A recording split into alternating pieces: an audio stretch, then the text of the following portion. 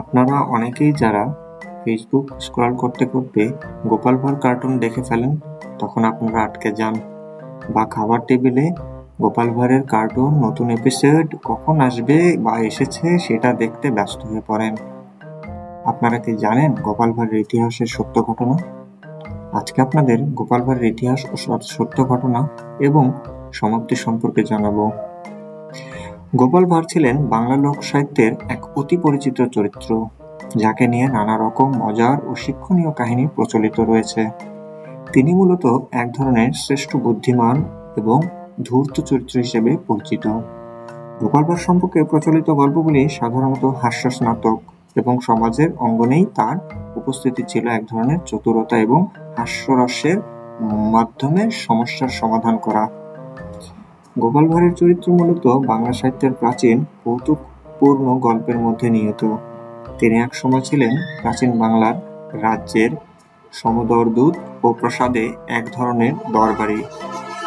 গোপাল সাধারণত রাজা ও শাসকদের পরামর্শদাতা হিসেবে কাজ করতেন। মাঝে মাঝে ধূর্ততা এবং বুদ্ধিমত্তা এবং মজার হাস্যরসাত্মক কৌশল তার পরিচয়ের অন্যতম বৈশিষ্ট্য ছিল।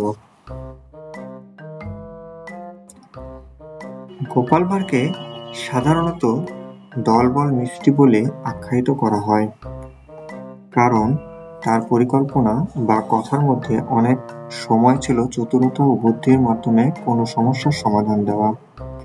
গোপাল ভাঁড়ের গল্পগুলোতে প্রাচীন বাংলার রাজপ্রাসাদ, সমাজ ও মানুষের আচরণে পরিবর্তন আনতে সহায়ক ছিল। গোপাল ভাঁড়ের চরিত্র।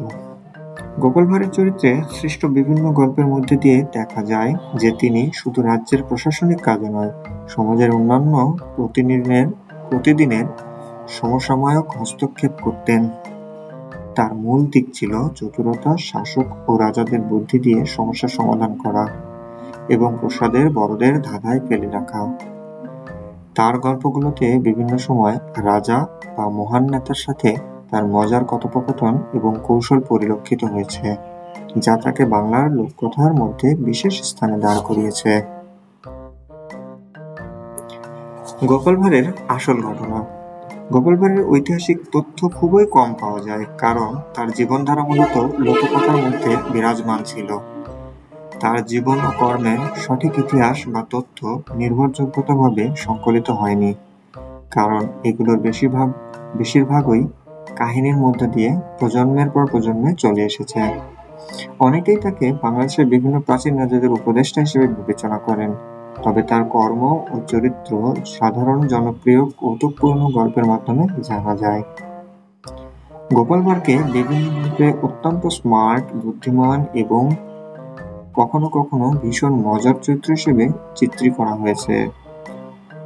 রাজ্যের নানা ধরনের সমস্যায় তার অবদান গল্পে ফুটে ওঠে, কিন্তু এগুলোর মাঝে অধিকাংশই ছিল এক ধরনের হাস্যস্নাতক পরিস্থিতি সৃষ্টি করে রাজাদের নানা সমস্যার সমাধান। এবার আসুন গোপাল ভাঁড়ের সমাপ্তি সম্পর্কে জানি।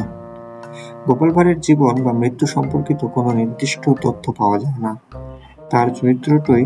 তার চরিত্রটি মূলত লোককথায় এক মজার, বুদ্ধিমান ও কৌতুকপূর্ণ চরিত্র হিসেবে জীবিত থাকে। তার মৃত্যুর পর থেকে তার কর্মের মাধ্যমে গোপাল ভাঁড়ের চরিত্র জনসাধারণের মধ্যে অমর হয়ে গেছে। বিভিন্ন লোকগল্প, কবিতা, নাটক এবং গল্পে তিনি একটি গোয়েন্দা বা চতুর ব্যক্তি হিসেবে বিশেষ স্থান দখল করে আছেন। তার সমাপ্তি বা শেষ জীবনের সঠিক ঘটনা জানানো সম্ভব না হলেও গোপাল ভাঁড়ের চরিত্রের মাধ্যমে বাংলা সাহিত্যে তার অবদান চিরকাল অমলিন হয়ে থাকবে। তাকে নিয়ে প্রচলিত গল্পগুলো শিশুদের আনন্দ দেয় এবং বড়দেরও অনেক গুরুত্বপূর্ণ জীবনবোধ শেখায়। আমি নিজেও গোপাল ভাঁড়ের একজন প্রচুর বড় ফ্যান এবং নিয়মিত গোপাল ভাঁড় আমার অবসর সময়ে দেখে থাকি। আপনারাও যদি গোপাল ভাঁড়ের ফ্যান হয়ে থাকেন, অবশ্যই আমার ভিডিওটি দেখবেন। ধন্যবাদ।